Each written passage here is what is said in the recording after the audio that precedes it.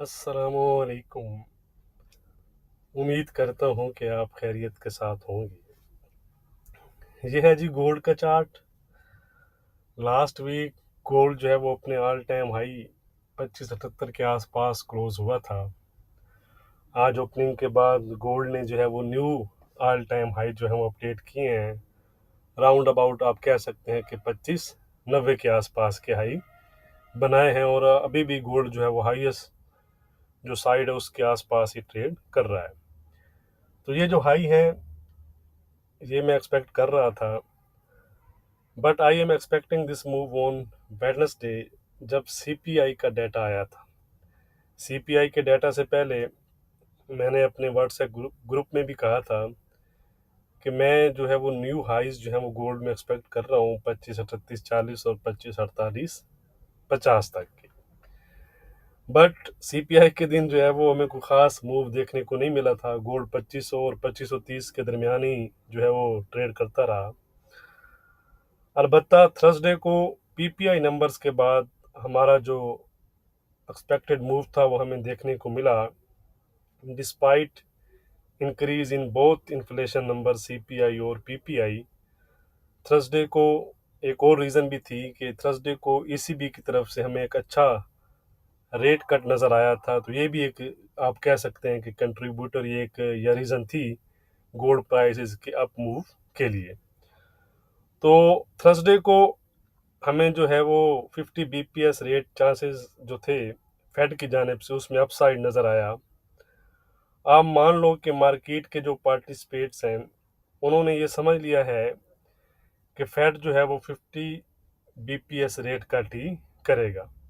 क्योंकि गोल्ड की तेज़ी से तो हमें ऐसा ही लग रहा है, या ऐसा लग रहा है कि कोई मेजर क्राइसिस है वर्ल्ड में।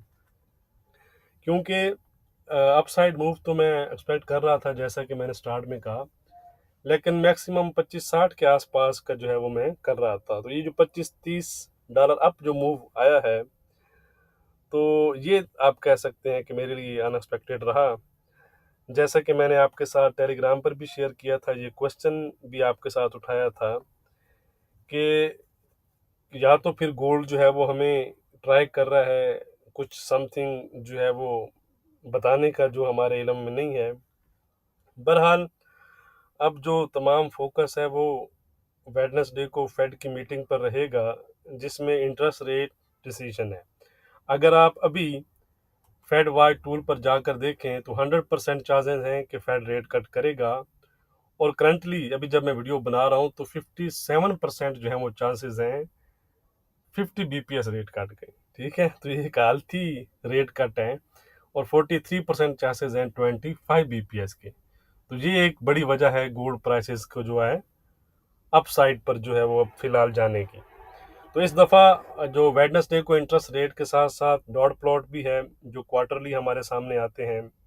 याद रहे कि डॉट प्लॉट काफ़ी इंपॉर्टेंट रहते हैं, और इस दफ़ा ख़ास तौर पर इम्पोर्टेंट रहेंगे, क्योंकि एक तो फेड पहला रेट कट करेगा, और डॉट प्लॉट से हमें फ्यूचर रेट कट के बारे में आइडिया होगा कि 2024 यानी इस साल फेड टोटल कितने बीपीएस रेट कट कर सकता है, और 2025 में कितने बीपीएस रेट कर सकता है। तो अगर ज़्यादा हेल्थी रेट कट्स की डॉट प्लॉट में हमें नज़र आया तो ये चीज़ गोल्ड के लिए पॉजिटिव रहेगी, और अगर डॉट प्लॉट में हमें थोड़ा सा काशियस साइड नज़र आया तो ये चीज़ गोल्ड के लिए नेगेटिव रहेगी। बहरहाल अगर मैं इस चीज़ को क्लियर करूं, जो 50 और 20 बीपीएस 25 बीपीएस के दरमियान जो इशू है, तो अगर 50 बीपीएस रेट कट हमें देखने को मिलता है तो गोल्ड में मज़ीद भी हमें कुछ अपसाइड नज़र आ सकता है। गोल्ड अगर हम देखें तो अलबत्ता इसी एक्सपेक्टेशन पे ऑलरेडी काफ़ी हायर साइड पर है, लेकिन अगर फेड 50 बीपीएस रेट कट करता है तो फिर हमें मज़ीद भी हाइज गोल्ड में नज़र आ सकते हैं। वाइस वर्सा अगर 25 बीपीएस रेट कट करता है तो फिर याद रखिएगा कि एक हेल्थी करेक्शन भी गोल्ड प्राइसेस में हमें नज़र आ सकती है। इसके अलावा डॉट प्लॉट, जैसा कि मैंने कहा, और फेड चेयरमैन पावल की जो प्रेस कॉन्फ्रेंस होगी वो मेन फोकस में रहेगी। तो इसके अलावा जो मेन इवेंट है इस वीक के, ट्यूसडे को रिटेल सेल्स हैं, वेडनेसडे को फेड डे है, थर्सडे को बैंक ऑफ इंग्लैंड और यूएस के एग्जिस्टिंग होम सेल्स हैं, और फ्राइडे को बैंक ऑफ जापान की जो मॉनेटरी पॉलिसी है वो इम्पोर्टेंट रहेगी। तो ये इस वीक के इम्पोर्टेंट इवेंट हैं। ये जो हमने डिस्कशन की ये इसलिए की कि वीकली वीडियो मैं नहीं बना सका था, तो इसलिए हमने इन तमाम चीज़ों को कवर किया है। तो गोल्ड इस वक्त अपने हाइस के आसपास ही चल रहा है जी। आज इंट्राडे के लिहाज से अगर हम बात करें तो मार्केट में आज डाटा है यूएस का, आई थिंक मिशिगन कंज्यूमर है, नहीं, एनवाई मैन्युफैक्चरिंग इंडेक्स है, तो उसका ख्याल रखिएगा। उसके अलावा तो कोई ख़ास डाटा आज इंट्राडे के लिहाज से नहीं है। आज का रेजिस्टेंस है जी 2605 का। इसको अगर गोल्ड ब्रेक करता है तो गोल्ड 2615, 2630 और 2635 तक जा सकता है। सपोर्ट है गोल्ड प्राइसेस में हमारा 2566 का। इसको अगर ब्रेक करें तो हम कह सकते हैं कि 2550 और 2530 की तरफ जो है वो प्राइसेस जा सकते हैं। ट्रेंड गोल्ड का पॉजिटिव बना हुआ है, ट्रेंड में किसी किस्म का चेंज नहीं है। ये जी सिल्वर $31 के आसपास इस टाइम जो है वो ट्रेड कर रही है। सिल्वर भी अपने highest point of the day है, highest point of the year भी है, ठीक है जी। तो आज का रेजिस्टेंस है सिल्वर में हमारा 3140 का, सपोर्ट है हमारा 3040 का, ट्रेंड है इसका इंट्राडे के लिहाज से पॉजिटिव। अब हम चलते हैं जी क्रूड ऑयल की जानिब। क्रूड ऑयल ने तकरीबन 70-30 के आसपास के हाई बनाए थे फ्राइडे को, और फिलहाल 68-75 के आसपास ट्रेड कर रहा है। तो आज का रेजिस्टेंस है 70-50 का हमारा क्रूड ऑयल में, सपोर्ट है हमारा 67-85 का, ट्रेंड इसका तकरीबन पॉजिटिव ही बना हुआ है। जब तक हमारी सपोर्ट को ब्रेक नहीं करता तो क्रूड ऑयल जो है वो पॉजिटिव जोन में इंटैक्ट रहेगा। अब हम चलते हैं जी फॉरेक्स पेयर्स की जानिब।